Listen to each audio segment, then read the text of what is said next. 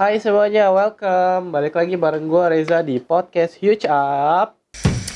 Well, let's deep talk with fun.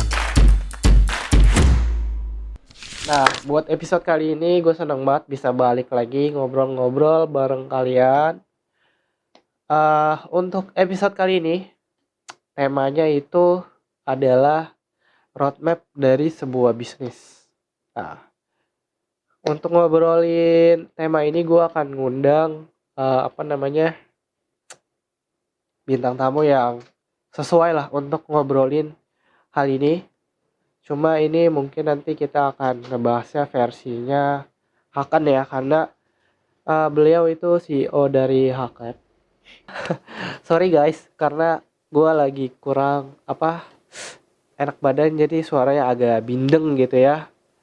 Mohon dimaklumi. Oke, guys, nggak usah lama-lama lagi, yuk kita panggilin Miss Teresa. Hey. Halo, thank you Hi, ya. welcome. Iya. Kita ketemu Well, let's deep talk with fun. lagi akhirnya setelah sekian lama dari episode pertama ya. Ya, Nah, pertama sekarang- setelah sekian berapa episode baru dia namanya. Ya, sekarang ini udah masuk ke episode ke-7. Oh ya, kerasa ya udah sampai 7 ya. Betul. Sekali lagi thank you banget Kak Teresa udah datang lagi buat ngobrol-ngobrol bareng kita. Ya. Nah, sesuai dari yang gua sampaikan tadi, untuk tema kali ini kita bakalan ngomongin roadmap dalam suatu bisnis. Nah, gitu. Nah, gue pengen denger nih, biasanya kalau setiap perusahaan atau apa bisnis gitu ya pasti punya roadmapnya sendiri-sendiri gitu ya. Gue pengen tahu roadmapnya versinya Hakan tuh kayak gimana sih gitu. Nah, gitu. Oke. Thank you sebelumnya ya, Ja, udah ngundang gue lagi. Mungkin sekarang kita mau sharing sedikit tentang terkait roadmap bisnis gitu ya. Betul. Mungkin kan banyak juga teman-teman yang nonton Huge Up juga itu banyak juga yang mau merintis dan yang lainnya. Jadi sebetulnya kalau boleh sharing ya, sebelum kita ceritakan gitu ya terkait Hakan roadmapnya gimana, mungkin kita mau sama-sama mesti clearin dulu nih roadmap itu apa gitu kan ya. Betul. Roadmap itu kan sebenarnya bahasa Inggris gitu kan. Kalau bahasa Indonesianya tuh pemetaan jalan ya. Kalau kita mau ke suatu tujuan gitu kan, akan jauh lebih mudah dan gampang gitu ya. Kalau kita misalnya mau pergi pakai Google Map gitu kan, udah tahu nih, oh ke sana untuk ke tempat tujuan saya perlu waktu berapa menit, kemudian saya akan tiba tuh pukul berapa, jalannya tuh bisa ada banyak jalan gitu ya, tapi mungkin diarahkan jalan yang tercepat itu pakai lewat jalan yang mana, kemudian nanti di sana tuh kalau misalnya di Google Map kita bisa lihat kan merah, macet gitu kan, kalau biru jalan lancar dan yang lainnya. Nah begitu juga dengan bisnis gitu ya. Kalau kita memang punya visi misi, kita udah tahu nih, oh goal kita tuh sebetulnya nanti mau kemana sih gitu kan. Tujuan gue tuh buat bisnis tuh apa pertama gitu kan, yang mau saya capai apa. Contoh mungkin kan, saya punya mimpi, saya tuh mau mendirikan suatu startup gitu kan dengan omset 3M misalnya dalam waktu berapa tahun, itu goal. Nggak ada salah dengan kita punya tujuannya omset gitu kan ya. Atau saya punya mimpi, pokoknya saya mau menjadi suatu brand top 3 skincare terbesar di Indonesia, nggak masalah gitu kan. Tapi itu kan cita-cita, nah goalnya gitu kan. Tapi kalau kita nggak punya roadmap atau jalan gitu ya ke arah sana, kan gimana buat saya menggapai itu kan susah juga gitu kan. Jadi sebenarnya teman-teman, roadmap itu bisa kita katakan seperti jalan gitu ya, atau langkah-langkah strategis apa sih yang perlu kita lakukan untuk mencapai goal visi kita itu. Begitu. Nah kalau Hakan sendiri, kalau gue boleh sharing, kita itu kan Hakan adalah one stop marketing solution service gitu kan. Dimana kita ini sangat concern terkait produk-produk yang ramah lingkungan, yang pernah udah kita bahas sebelumnya ya, yang kalau teman-teman mau cek bisa ya di episode 1 ya, awalnya kenapa kita tuh cita-cita visi misi kita waktu kita membuat Hakan tuh apa gitu kan. Nah kalau buat roadmapnya itu sendiri sudah pasti untuk Hakan itu kita punya goal, kita buat goal kita 3 tahun pertama apa, 5 tahun pertama, hingga nanti 10 tahun kita mau capai apa sih, itu pertama ya buat teknisnya. Karena buat penjabaran itu contoh misalnya sekarang saya langsung misalnya saya mau punya 50 juta subscriber atau apa dalam waktu 3 tahun mungkin agak sulit, walaupun daya upayanya ya bisa gitu ya. Contoh buat di akun channel YouTube kita gitu kan ya. Tapi apa yang kita lakukan untuk 3 tahun pertama, apa yang kita lakukan untuk 5 tahun pertama, kalau di breakdown seperti itu kan jauh akan lebih mudah buat dicapai. Jadi yang pasti kalau untuk Hackers itu sendiri, buat roadmap-nya itu sendiri kita baginya itu seperti tadi gitu ya. Ada yang mid term, ada yang long term, ada yang short term juga. Supaya kita dari tim itu akan jauh lebih mudah gitu ya, dan lebih enak, nggak merasa terpush atau tertekan banget. Seperti itu sih intinya. Kayak fokusnya jadi nggak kebagi-bagi gitu ya. Jadi kayak ini dulu nih yang baru kita kerjain, misalkan yang short termnya dulu, nah nanti baru kita naik next level, mau yang middle terus ke up-nya gitu ya. Kayak contoh Hackers itu kan sekarang itu di tahap menuju kita udah hampir 3 tahun ya. Jadi masih short term nih. Kita itu masih dalam daya upaya awareness tahapannya. Jadi gimana sebanyak-banyaknya audiens itu kenal Hackers itu siapa, Hackers itu apa gitu kan ya. Lalu nanti nextnya nih kita udah goalnya, oh ya Hackers itu udah cukup dikenal gitu ya, setidaknya untuk area Jabodetabek atau kota-kota besar di Indonesia. Hackers itu adalah perusahaan branding yang memberikan jasa servis dan yang lainnya gitu kan, produk-produk yang eco-friendly, yang ramah lingkungan. Itu tahap awal dulu aja buat awareness gitu kan. Karena kalau misalnya nanti tahap awareness itu udah kita lewatin, untuk goal ke roadmap selanjutnya buat yang 5 tahun, untuk kedepannya hingga yang 10 tahun tuh jauh akan lebih mudah. Karena kalau misalnya tahap awareness saja kita belum bisa lewatin gitu ya, untuk mencapai kayak misalnya Hackers mau capai buat di tingkat global, di Indonesia ya nasional belum, gimana kita mau ke global gitu kan.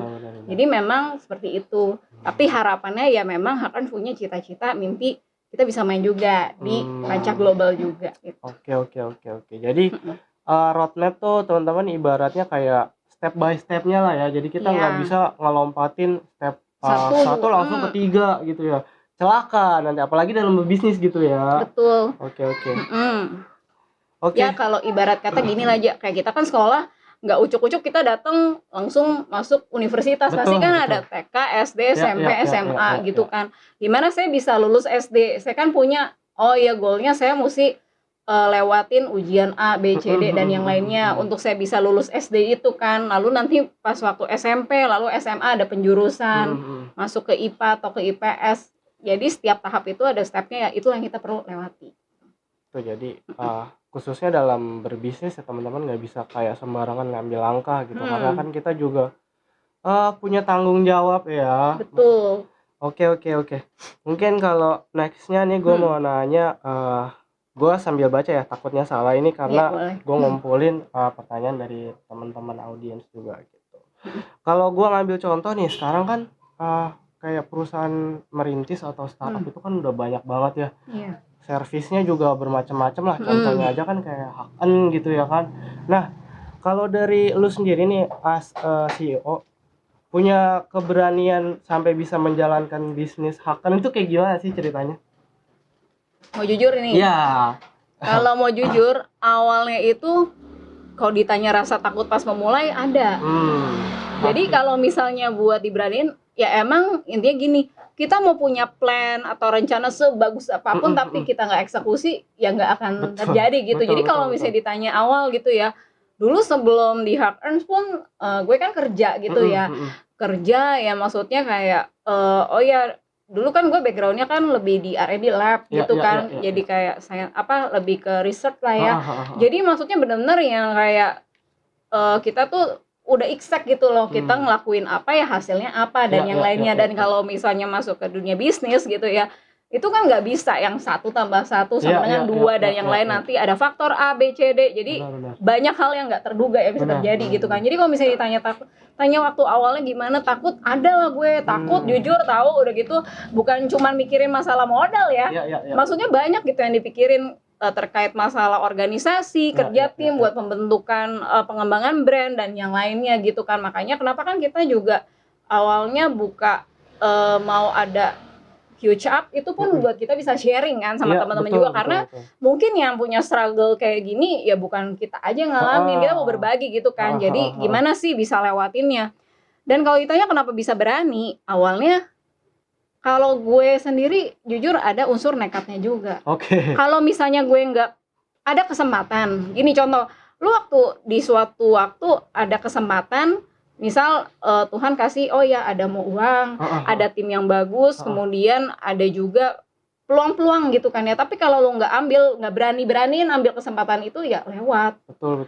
Jadi waktu itu gue gue punya tekad, gue usaha, oh ya ada kesempatan ya kenapa gue nggak coba gitu kan. Tapi once teman-teman percaya deh, pas waktu kita udah ngejalanin, itu pasti ya memang kalau kita memang mau serius ya di bidang itu, dan juga maksudnya kita tetap berdoa lah ya yang terbaik kan. Nggak ada kata takut, itu udah lewat, udah nggak kepikiran lagi. Ya nggak, kita tuh udah fokus buat gimana ngembangin, gimana sih kedepannya bisa lebih bagus lagi gitu kan. Dikasih kesempatan ketemu misalnya ngerjain project A gitu kan, lalu nanti dapat lagi project B, project C. Jadi yang rasanya takut, aduh gimana ya ini udah nggak ini lagi gitu loh. Tapi pesan gue memang kalau kita mau jalanin suatu, punya mimpi gitu ya, coba lakuin. Jadi rasa takut itu at least udah jalan dulu deh. Supaya kita tuh udah punya experience, punya pengalaman bahwa gue pede kok, bisa kok ngelakuinnya. Rasa percaya dirinya itu muncul, dan maksudnya percayalah apa yang kita takutkan, khawatirkan itu nggak sebesar yang awalnya kita pikirin gitu. Karena mungkin kalau di kalangan Gen Z nih sekarang banyak overthinkingnya gitu ya, apalagi kalau ngejalanin bisnis, takut kita belum jalan aja mungkin udah ketakut, aduh nanti gimana ya kalau misalkan nggak berhasil, atau misalkan takut gagal, takut dapat feedbacknya negatif, jelek gitu. Apalagi kalau bisnis kan struggle-nya kan nggak mungkin 1-2 doang faktornya gitu. Ya kan. Oke. Tapi percaya aja, namanya pengalaman ya. Even nanti teman-teman juga mungkin ada yang ngalamin, misalnya nih punya customer gitu ya, dapat komplain, pusing nggak awal? Stres gue pas awal pertama kali ya. Biasanya kita mah perfect apa segala macam, lagi orang yang perfeksionis gitu kan. Dapat komplain customer tuh rasanya udah dunia runtuh dah. Apalagi kepikiran banget ya. Apalagi kalau customernya, aduh minta refund ya, ini kok gini, apa komplain ini. Percayalah, satu dilewatin, nextnya ini pokoknya mindsetnya buat adanya yang pengalaman kurang baik atau komplain customer dan lain-lain, itu sebenarnya tuh guru yang bagus loh buat kita. Karena maksudnya kita jadi tahu, berarti ada ruang yang masih perlu diimprove atau diperbaiki. Jadi kedepannya lebih baik lagi, jadi kita naik level gitu sih. Intinya kita we do better lah ya, maksudnya Betul. everyday gitu, maksudnya ya kita kalau mau bisnis, kalau udah jalan, kita nggak mungkin ngerem bukan karena takut gitu ya kan. Betul. Kalau misalkan kita ngerem, ada yang kita bawa nih masalahnya di belakang. Dan gitu. Percayalah teman-teman, apalagi kalian ya yang lagi struggle gitu, misalnya udah punya brand tapi maksudnya bingung nih, nggak ada teman diskusi. Datanglah ke Hack Earn. Tim kita itu bener, maksudnya di luar ya, kita maksudnya nggak ada ini, kita memang udah ngomong kan, untuk konsultasi dan yang lainnya itu kita free loh. Jadi maksudnya jangan takut gitu, jangan kita dikuasai rasa takut akhirnya kita jadi takut ngelangkah. Maksudnya gitu sih pesannya. First step-nya itu harus berani lah ya intinya. Iya, betul. Nah, oke.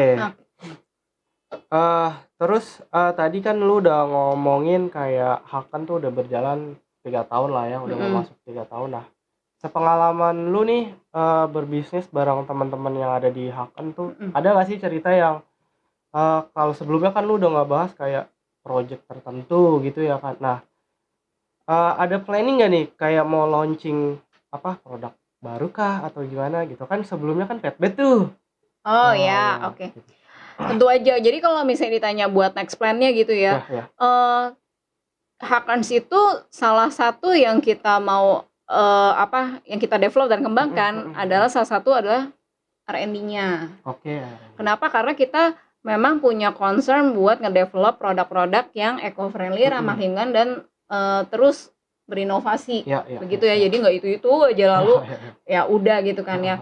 Kemarin itu kan kita sempat launching Petbet gitu kan, dimana ya kita ngelihat gitu, khususnya buat di Jakarta ya, di kota-kota besar gitu, Banyak tuh yang suka pelihara binatang kan, Betul. anjing, kucing, dan Ya, kita ya, kan ya. maksudnya kenapa kita nggak coba provide tempat tidur mereka Ya, ya. dengan bahan-bahan yang ramah lingkungan, akhirnya tercipta pet bed seperti itu kan. Kalau nextnya plannya ada sih, walaupun ya nggak bisa semua gue open di sini ya, kan namanya belum launching. Betul, Tapi betul. mungkin yang gue bisa spill itu lebih, kita sekarang itu memang lagi banyak concern ke salah satu produk leather, Oke. kulit. Jadi kan kalau teman-teman tahu sekarang kulit itu banyak ya, memang ya kulit yang asli ya dari Ya. hewan gitu kan, dari sapi atau misalnya kulit buaya atau yang lainnya yang cukup mahal harganya ya. Nah, ada kulit sintetis. Oke. Dimana sintetis itu kan dari plastik. Nah, kita tuh memang lagi mau coba kembangkan bahan-bahannya itu dari bahan kulit yang dari tanaman. Oh, contohnya gimana tuh? Jadi kalau misalnya teman-teman googling gitu di luar, itu sih bukan yang hal baru-baru banget, tapi mungkin di Indonesia masih kurang umum lah, nggak lumrah gitu. Jadinya masih belum banyak, selected banget, walaupun ada barangnya lumayan mahal harganya. Jadi kalau untuk kulit yang dari bahan tanaman itu istilahnya vegetable tan. Jadinya tuh dari bahan-bahannya itu bisa dari kulit jeruk atau misalnya dari limbah-limbah perkebunan. Itu gimana caranya diproduksi jadi lembaran kulit gitu. Salah satunya itu sih yang lagi kita mau kembangkan. Sama kita juga lagi ada mau kembangin terkait buat oil gitu. Oil apa tuh? Maksudnya oil gimana? Jadi buat lebih kayak candle gitu sih, buat yang mengharum ruangan, sama yang buat relaksasi gitu. Tapi kita memang pakai bahan-bahan itemsnya itu yang lebih eco-friendly seperti itu. Oke. Ini menarik ya teman-teman. Jadi nanti kalau penasaran tunggu aja. Tunggu kita launching maksudnya ya. Oke. Berarti akan ada rencana nih teman-teman mau launching produk baru, cuma tungguin aja gitu ya. Oke. Kalau misalkan gue tanya, ini kita balik lagi ke roadmap gitu ya. Kan lu pasti sebagai perusahaan yang memulai bisnis, sebelum memulai itu pasti banyak research ya, Kak.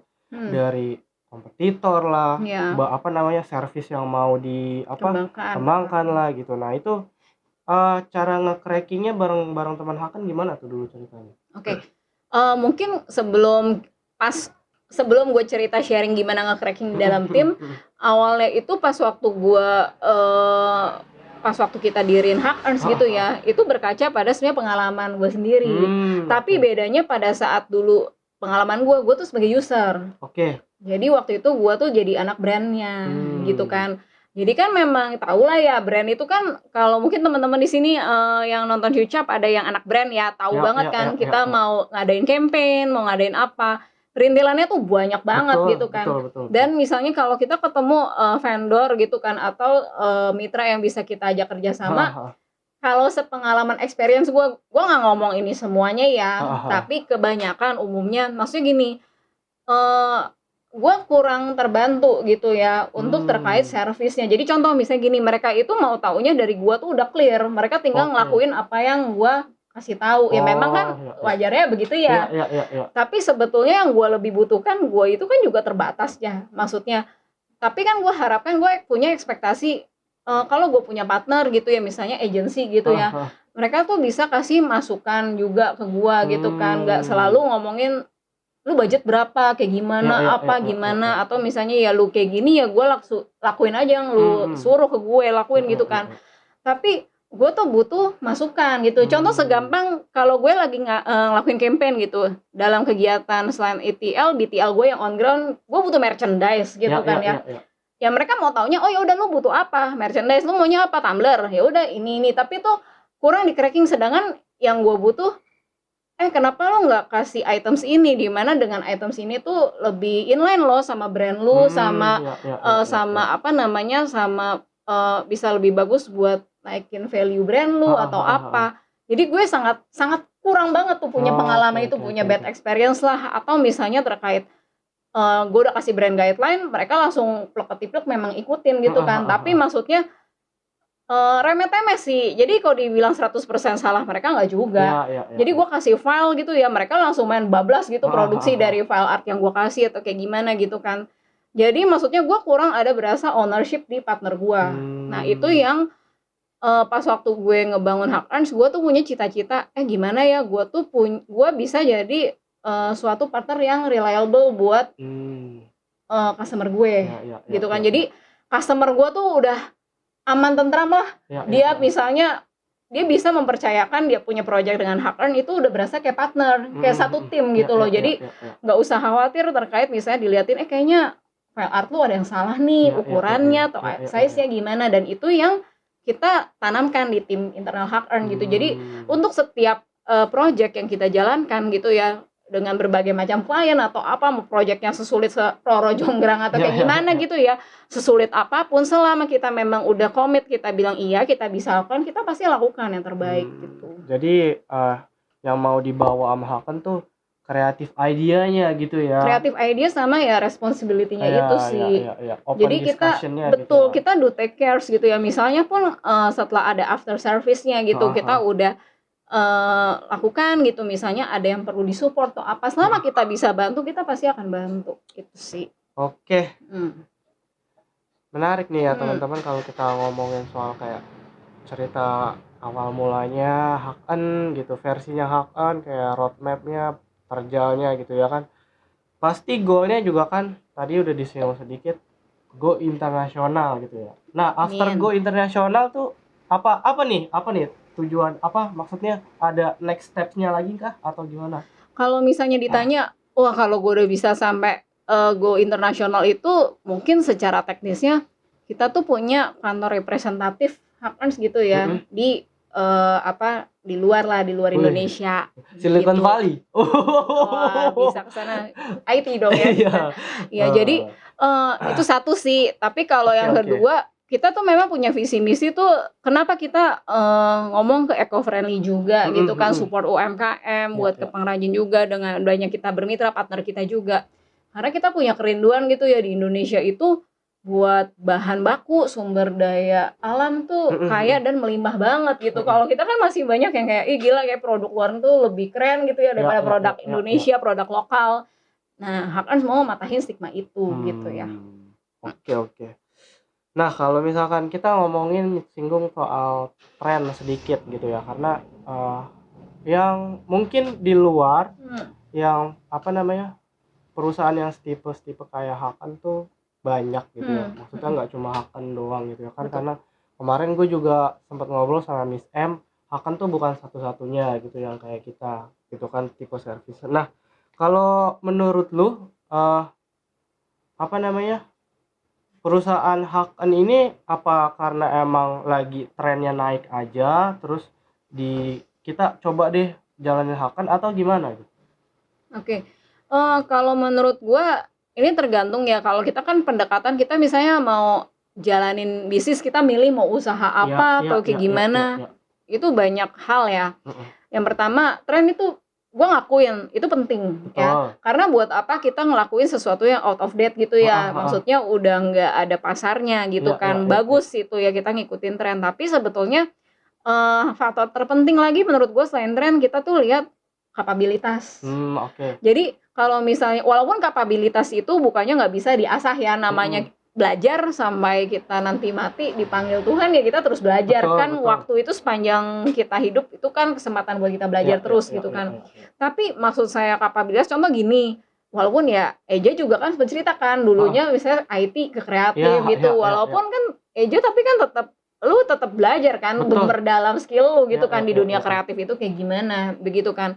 Tapi contoh lah, misal gue sekolahnya atau misalnya gue bener-bener yang dari chef gitu ya, pastry, masak, tiba-tiba gue mau ke otomotif, itu kan jauh banget gitu kan ya, setir banget, agak muluk-muluk. Maksudnya bukannya nggak bisa, nggak ada hal yang mustahil, tapi untuk ngelangkahnya itu mungkin nggak secepat itu. Jadi kalau misalnya ditanya kenapa sih waktu itu di Hack Earn milihnya ini dan yang lainnya gitu ya, karena memang kalau lihat trennya, kita sih ngelihat memang perkembangan buat produk-produk eco-friendly itu di Indonesia terutama itu trennya tuh makin terus naik ke atas. Betul. Kemudian di satu sisi buat sumber dayanya gitu ya. Tadi yang gue ngomong, di Indonesia tuh untuk bahan baku, sumber daya alam, atau maksudnya buat pengrajin, buat yang handicraftnya atau misalnya buat craftsmanshipnya itu udah diakuin dunia gitu Ya, ya, nggak usah kita minder kayak produk Indonesia, enggak, produk Indonesia tuh top gitu ya secara kualitas dan yang lainnya. Tapi maksud gue juga ngelihat berkaca sama pengalaman gue juga dulu ya, maksudnya oh ya gue mau dalemin dunia brand nih, yang kebetulan gitu ya dulu gue punya experience juga di dunia branding, marketing dan yang lainnya, dan tapi memang gue dulu di awal lebih banyak ke di sisi produksi. Jadi maksudnya pengalaman experience itulah yang membuat gue juga dirasa pede gitu ya. Kayak gue mau coba nih, tapi gue akuin gitu ya, bukannya nggak bisa, itu kita jalan satu one man show gitu kan. Jadi di Hackers itu kita tuh saling ngisi gitu kan. Gue tahu oh ya untuk mengembangkan Hackers itu gue misalnya perlu desainer. Ya makanya ada tim kreatif. Betul. Yang benar-benar secara profesional dan secara teknis gitu ya, dia bisa gitu kan melakukan. Sedangkan misalnya gue sendiri, gue jujur gue nggak bisa desain. Gue tahu oh ya mungkin rasanya bagus gini ya, tapi benar-benar yang kayak ngedesain pakai Photoshop ya gue terbatas gitu kan. Karena itu ya kenapa kita harus saling isi, dan lama-lama di Hackers itu ya terbentuklah suatu tim gitu kan. Ada tim kreatif, tim produksi, ada digital marketing gitu kan, ada logistik, warehouse dan yang lainnya, ya itu yang saling mengisi satu sama lain gitu. Jadi tiap partnya nih di Hackers ngejalanin roadmap yang udah dibangun sebelumnya. Betul, untuk mencapai itu ya pasti susah lah kalau one man show sendiri. Benar. Karena kecuali lu jualan apa gitu, online shop gitu, mungkin bisa ya kalau misalkan sebuah bisnis bisa kayak jadi dropshipper gitu. Kalau misalkan sebuah perusahaan itu pasti kita butuh orang-orang yang profesional lah buat ngejalanin perannya masing-masing gitu ya. Iya, tergantung ya sekali lagi memang tergantung bisnisnya apa sih ya. Oke.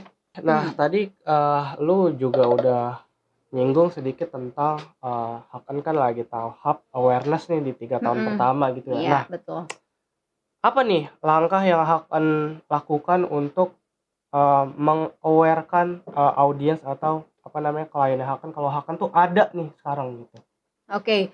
Kalau untuk pertama ngomongin teori dulu ya. Kita kalau anak-anak brand pasti kurang lebih udah tahu lah ya, kalau kita buat di tahap awareness itu buat secara pengenalannya ada 2, ada ATL above the line, ada BTL below the line. Betul. Kalau ATL itu kalau di Hackers sendiri kita lebih banyak sekarang itu fokus di platform media sosial sebetulnya, sama kita memang kita buat di e-commerce itu kita berusaha eksis lah untuk di beberapa platform yang ada, khususnya buat yang di Indonesia gitu ya. Dan juga kalau untuk sekarang ini ya terkait buat konten gitu kan. Kontennya itu memang yang sesuai sama target audiensnya Hackers itu siapa dan yang lainnya. Nah, kalau BTL-nya kita juga banyak gitu ya, misalnya ikutan dalam komunitas pengrajin, udah produk lokal Indonesia, ikutan acara komunitas dan yang lainnya. Tapi kalau dari pengalaman gue, teori itu ATL, BTL kita pokoknya nggak ngelakukan. Tapi menurut gue yang benar-benar bisa jadi corong awareness terbesar buat Hackers itu sebenarnya dari produk itu sendiri. Jadi maksudnya gue ngomong produk itu sendiri gini. Produk itu harus kita jaga kualitasnya. Karena kita punya Hackers itu gue sendiri berasa ya, oh iya bener ya. Dulu gue tuh orangnya kan mau cepet ya, misalnya ya kayak awal-awal pokoknya kita produksi oke, yang penting deadline ya gak? Klien kasih deadline, kita yang penting tepat waktu apa dan yang lainnya. Jujur gue punya pengalaman, gue juga dikomplain gitu kan terkait QC-nya lewat nih gitu kan. Tapi guys percayalah ya, kalau kita tuh benar-benar do effort, kita jaga kualitas QC kita jaga, produk itu sendiri akan berbicara buat kita. Karena Hackers itu banyak dapat klien itu beberapa itu ini loh hasil dari referensi dari klien kita yang sebelumnya. Jadi mereka merekomendasikan Hackers gitu kan, kasih referensi ke entah ke temannya atau ke rekannya atau ke teman-teman yang lain gitu ya. Jadi coba lu ke Hackers deh. Karena ini jadi maksudnya kita bukannya nggak ngelakuin ya yang ATL BTL itu, tapi gue ngerasa untuk tahap awareness yang paling penting itu memang basicnya dulu, kualitas produk. Itu makanya kita yang jaga banget di Hackers. produk ya, Hakan berarti ini udah nggak kaleng-kaleng ya teman-teman. Amin. Oke. Nih sorry teman-teman ya, suara gue mungkin agak kedengaran bindeng, lagi kurang enak badan. Oke, Oke. kenapa lu, Ja? Ya karena cuaca lah ini biasa.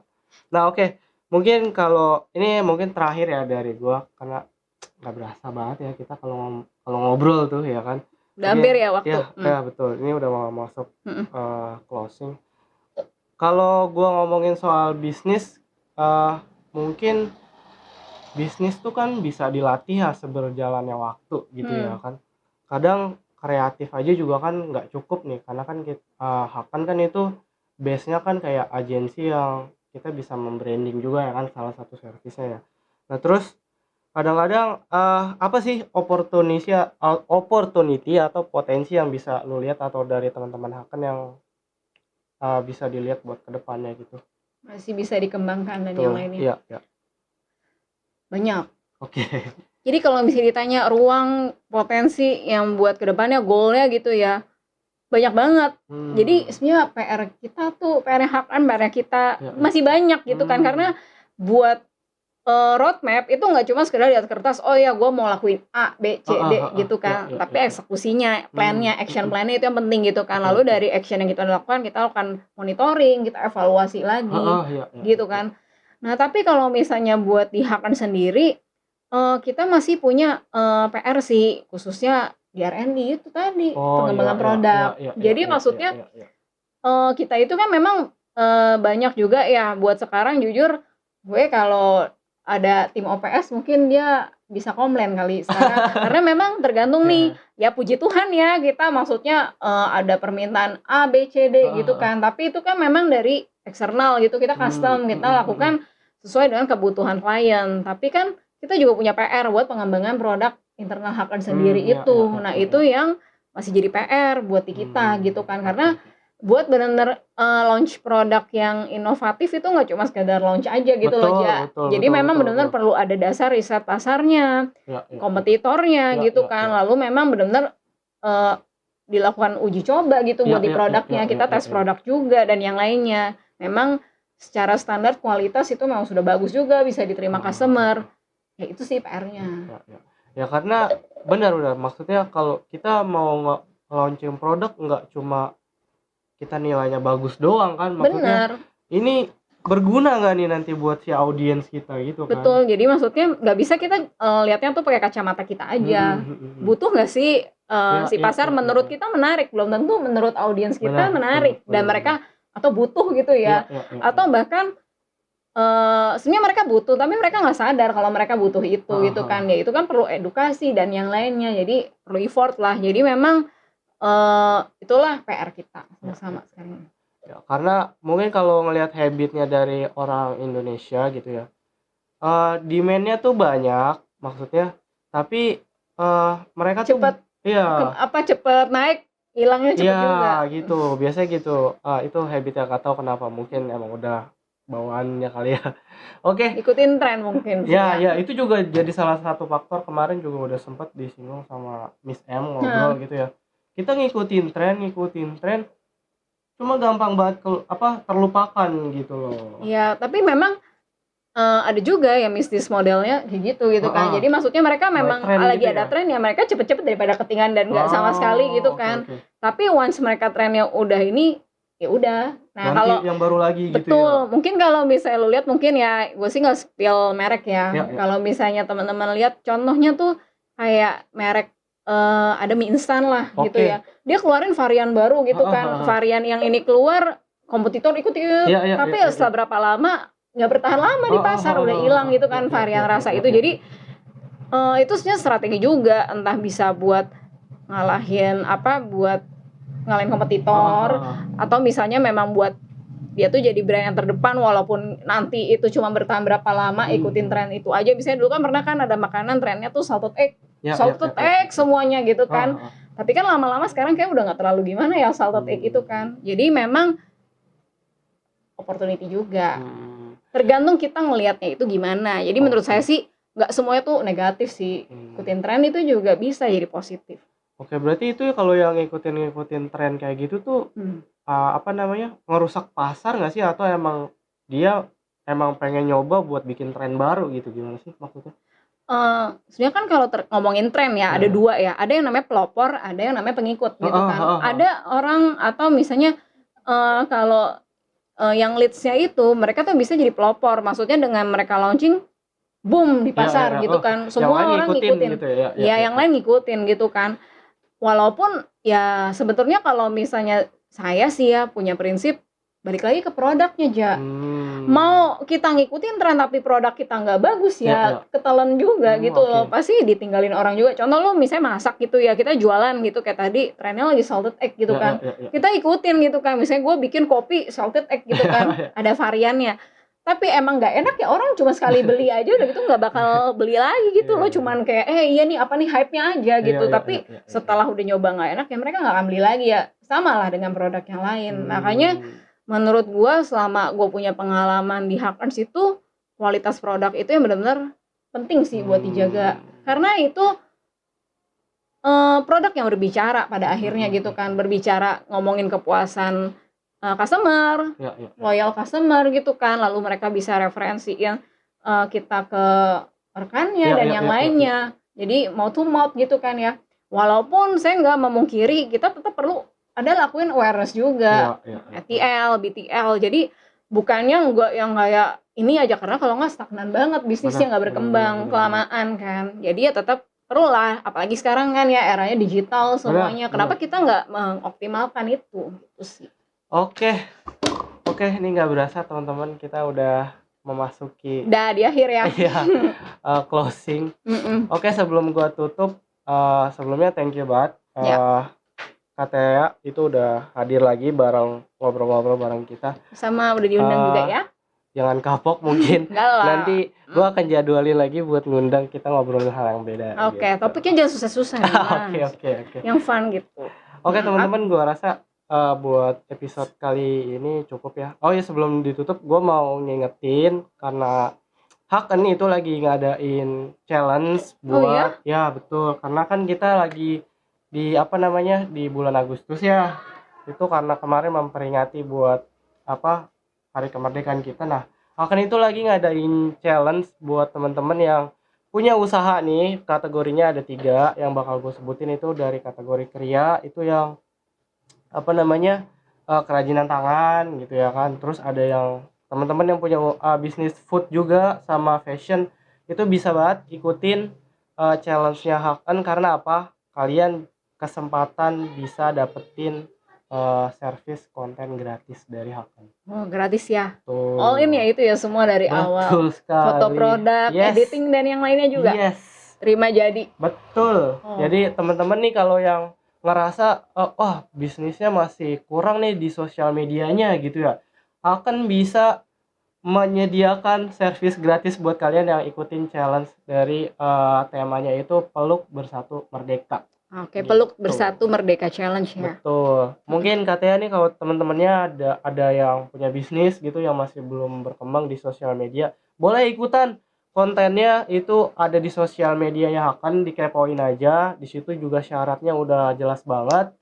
Di situ juga kita udah nge-share gimana cara ngikutin challenge-nya kayak gimana, itu juga contohnya juga udah ada di situ. Jadi kalian yang mau ikutin challenge-nya itu udah tinggal ya sharing aja ke sosial medianya Haken. Itu nanti bakalan kita notice kok, tenang aja. Worth it ya pokoknya ya. Betul. Selain yang ada yang gratis juga, kemarin juga dari Miss M tuh ada nyampein diskon 80% buat kalian yang diskon diskon 80% buat kalian yang mau menggunakan servisnya Haken di periode sampai tanggal 31 Agustus. Gitu. Jadi masih ada 2 mingguan lagi ya. Betul. Misalkan ya teman-teman mau servis nge-branding brandnya gitu ya, atau mau bikin produk gitu di Haken, itu bisa banget 80% diskonnya. Betul. Oke, menarik ya. Itu kalau nggak masuk PO ke kita itu bangetan sih. 80% kapan lagi gitu ya kan. Iya. Udah gitu juga ada challenge yang dapat konten gratis gitu. Oke. Yuk teman-teman, pokoknya sebanyak-banyak ikut ya. Ya, betul. Kapan lagi ada kesempatan kayak Ya. gini kita. Nah, untuk periodenya juga buat challenge-nya itu sampai tanggal 29 Agustus itu submitnya terakhir. Jadi nanti pemenangnya juga akan kita umumin di podcast ini gitu di tanggal 29 gitu. Oke, kalau gitu. Oke, mungkin dari gua sekian. Sekali lagi Kak Tea, terima kasih buat Thank ngobrol-ngobrol you. bareng kita. Iya, sama-sama ya. Iya. Oke. Senang juga sharing. Sampai ketemu di episode selanjutnya teman-teman. Bye. Bye bye. Well, let's deep talk with fun.